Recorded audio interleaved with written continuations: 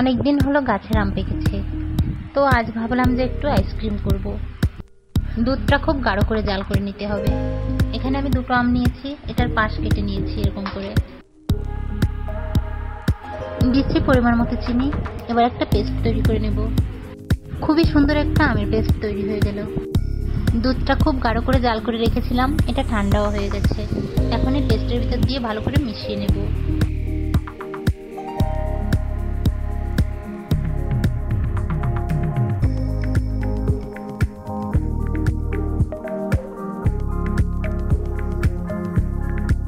ভালো করে মিশিয়ে নিয়েছি। এরকম একটু গাঢ় রাখতে হবে এটা। এবার আইসক্রিম তৈরি করার জন্য এই মোল্ডের ভিতর দিয়ে দেব।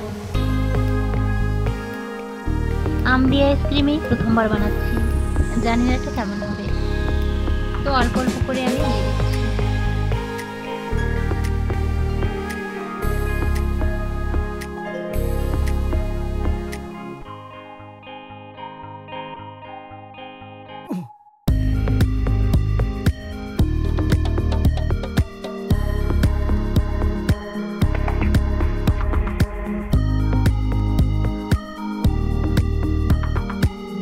তো সবগুলো দিয়ে দিয়েছি।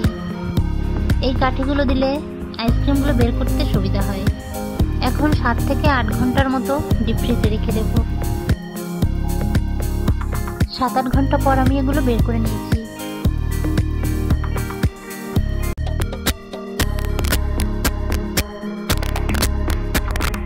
এগুলো কিছুক্ষণ আমি এভাবে রেখে দেব। আইসক্রিমগুলো বের করার জন্য আমি একটু বেশি সময় রেখে ফেলেছি, তাই একটু গলে গেছে। তো এই গরমে যদি একটু আইসক্রিম পাওয়া যায় মনটা ভীষণ ভালো লাগে। তাও যদি ঘরে তৈরি করে খাওয়া যায় খুবই ভালো হয়।